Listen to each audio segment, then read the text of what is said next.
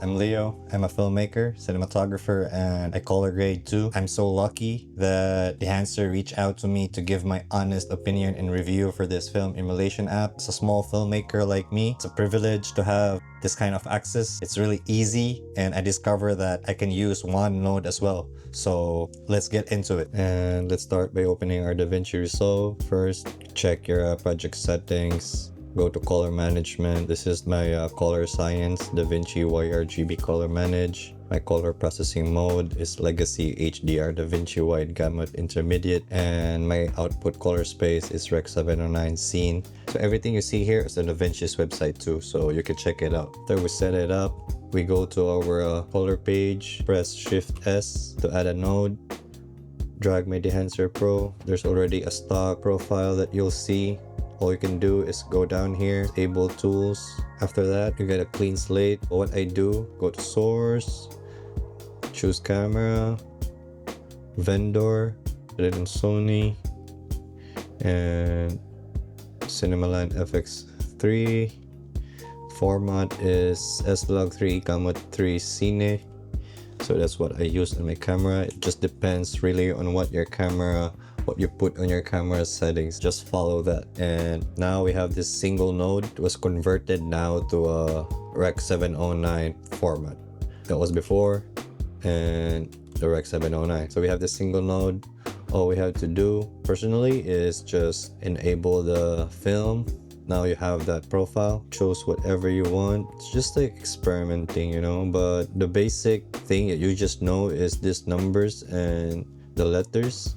This number corresponds to the ISO, so 50 ISO, 500 to 50 and so forth, and the letter is D means daylight, T means tungsten. Let's try choose Kodak Vision 350D, since this shot was shot around 4 p.m.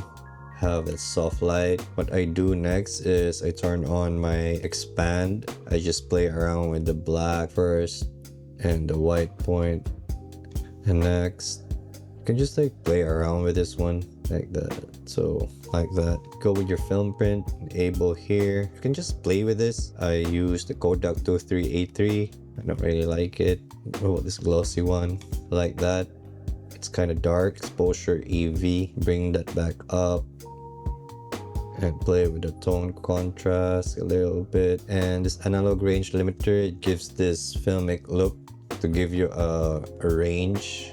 So if you see here, if you want to see the scopes, you can just press Command Shift W. See this?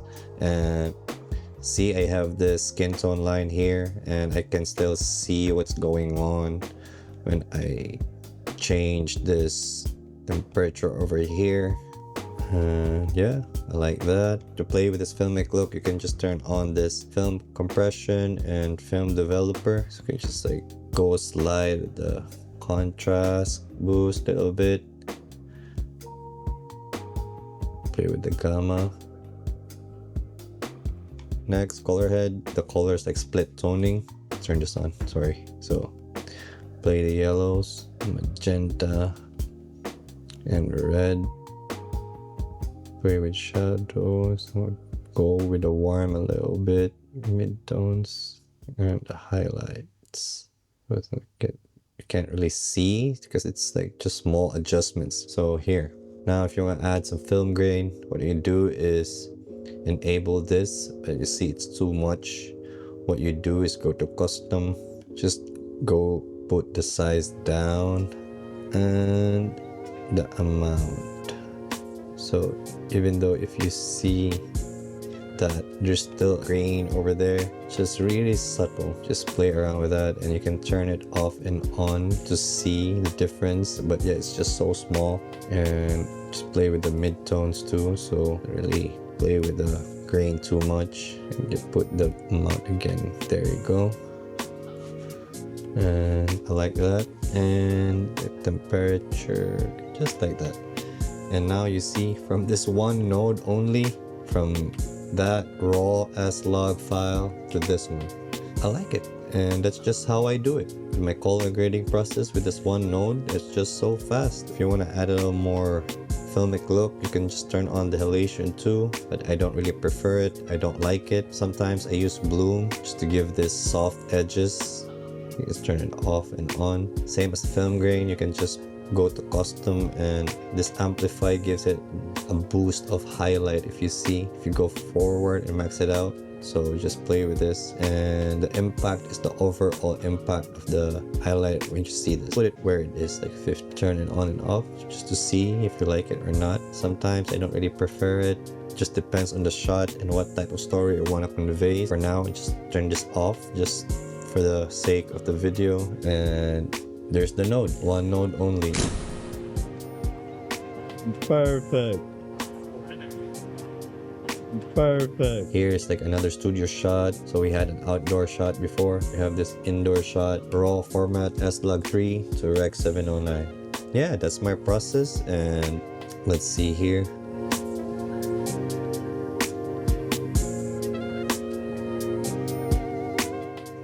And that's how I use film emulation from Dehancer in just single node. I hope it helps you guys in a really basic way as well. So try my best, and Dehancer is really kind as well to give you guys a 10% off discount. You can use it if you want to.